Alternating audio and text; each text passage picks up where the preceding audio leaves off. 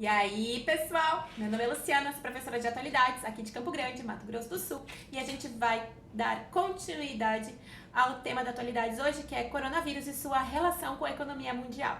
Então, o vídeo passado eu falei da crise de 1929 e comecei a falar da crise de 2008, que foi causada por uma bolha imobiliária lá nos Estados Unidos e pela questão aí dos subprimes, o empréstimo, né, baseado aí como garantia em hipotecas. Então, as pessoas, elas hipotecavam várias vezes o mesmo imóvel para conseguir cada vez mais empréstimos e depois as pessoas não conseguiram pagar esses empréstimos porque o juro começou a aumentar e alguns bancos começaram a quebrar, né? Então a gente vai pegar aí, né, o Lehman Brothers e o AIG, né? Quebraram, entre outros, Northern Rocks, Whisky, UBS, Citigroup, entre outros bancos aí, né, entraram em colapso. E aí a gente vai ter o que? A interferência do Estado na economia de novo, né? Bom, lembrando aqui, né, que em 2008, lógico, né, desde o final da década de 80, né, a economia ela gira em torno aí do neoliberalismo, beleza? Bom, o que vai acontecer, né? Lá em 2008, quando o principal banco quebra, que é o Lehman Brothers, a gente vai ter aí a recusa do governo norte-americano e do Bush na época de ajudar. Detalhe, Bush filho, tá? Lá em 2008. Antes aí do Obama assumir, o Obama vai pegar a crise em si, tá? Então, o que vai acontecer, né? As bolsas ao redor do mundo, elas vão começar a entrar em colapso, porque se os principais bancos dos Estados Unidos, eles podem vir a falir, os investidores não vão mais querer investir numa situação de alto risco, né? E os investidores vão começar a resgatar as aplicações, diminuindo a liquidez no mercado, tá? Então, isso vai ser bem sério, né? As bolsas mundiais aí, elas vão começar a perder mais de 30% do valor, no caso das investidoras, dos bancos que emprestam dinheiro, ok? Então, a gente vai ter, como eu falei, essas empresas, Citigroup, Northern Rock, AIG, Lehman Brothers, então, entrando em colapso, tá? Quais as medidas tomadas, então, pelo governo de George W. Bush, né, para tentar conter essa crise aí, né, que vai se alastrar pelo mundo, vai ter impactos sérios até 2011 lá na Europa, tá? Então, o Bush, ele vai lançar o programa de alívio de ativo problemático. Ele vai liberar mais de 700 bilhões de dólares em ajuda para esses bancos. Então, primeiro ele se recusa, depois ele vai ajudar, né?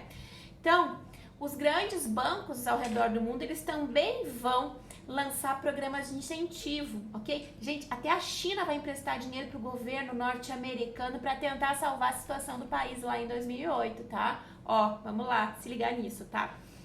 Então, o que vai acontecer? Então, a gente vai ter diversos bancos com programas de incentivo, aumentando o crédito para as pessoas e para empresas, na tentativa de tentar conter a crise, de aumentar um pouquinho, né, o padrão de compra das pessoas. Bom, nesse sentido, por causa da crise, a renda, né, familiar dos norte-americanos vai cair em torno aí de 25%. Isso vai ser bem ruim para o país e o desemprego vai subir em 10%. Como eu falei, essa crise ela vai se alastrar para a Europa, ela vai ter impactos mundiais, ok? Então a gente vai ter a União Europeia, os países aí da zona do euro, né? Os efeitos dessa crise eles vão chegar lá na Europa por volta de 2011, né? E vão ser mais fortes aonde? Portugal, Itália, Irlanda, Grécia e Espanha, né? Então até hoje a gente tem o reflexo aí dessa crise lá de 2011, que é a crise de 2008 que começa lá nos Estados Unidos, tá? A Itália, ela não chegou a sofrer tanto assim, né? Porque ela tem uma industrialização um pouquinho maior e também a maioria das pessoas, elas são dependentes do turismo, ok? Então, a gente vai ter, por exemplo, o caso da Grécia, que vai ser o pior, né? Que a Grécia, o governo da Grécia teve que contratar empréstimos volumosos do FMI, do Fundo Monetário Internacional, né? E teve também que implementar medidas de corte de gastos públicos, reduzir os direitos trabalhistas, reduziu a folha salarial dos servidores públicos, né? Realizou diversas privatizações.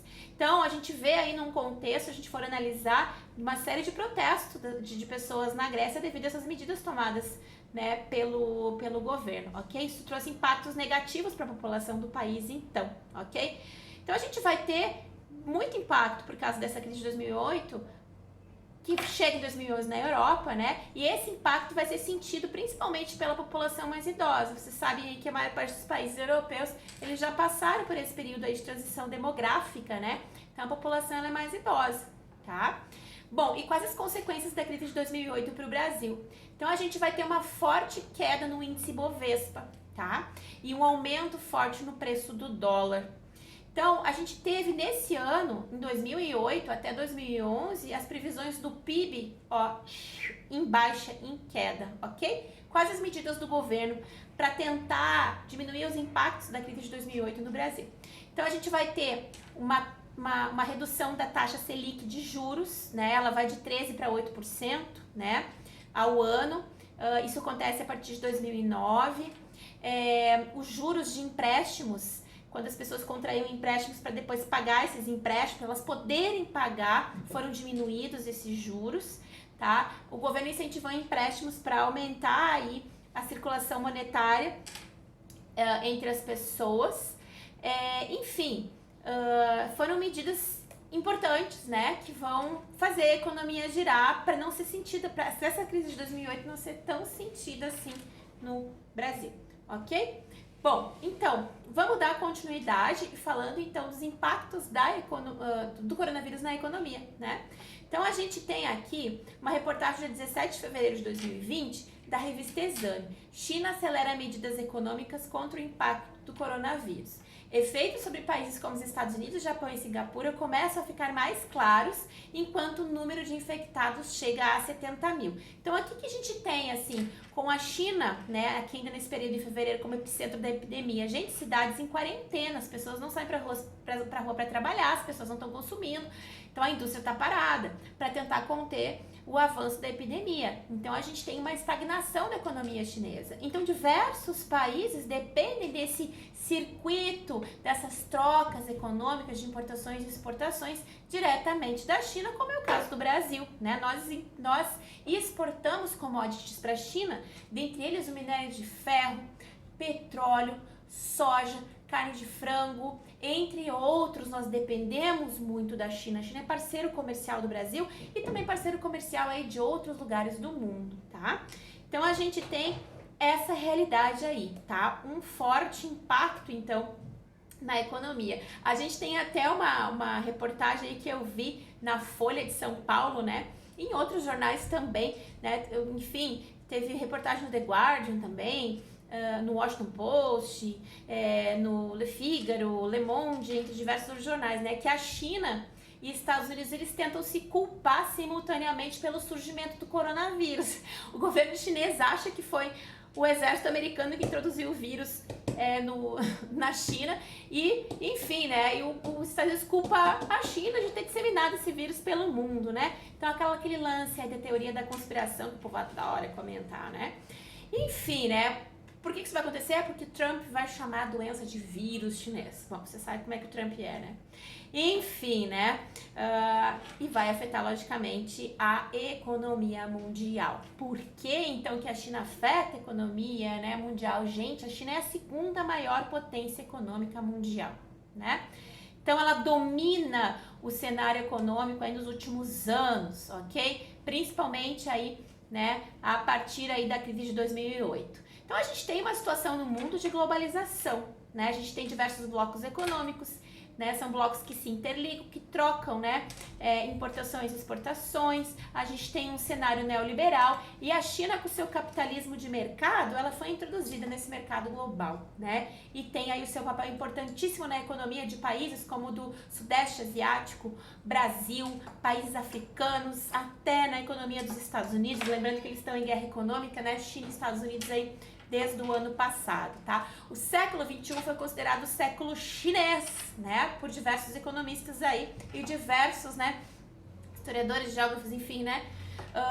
É o país que tem a maior economia mundial e a maior forças armadas do mundo, maior população. Gente, não é à toa que eles construíram 2 hospitais aí em menos de 10 dias para conter o avanço dessa epidemia, né? Então tem que ter, ó, cacife para isso, né? Ter médico suficiente, ter material de construção suficiente, porque foi a partir de pré-moldados. Não foi a primeira vez não, tá? Eles já fizeram isso lá durante o SARS, ok? Então hoje a gente tem no cenário mundial Estados Unidos e China disputando o mercado. Continuamos no próximo vídeo, vamos falar muito sobre isso.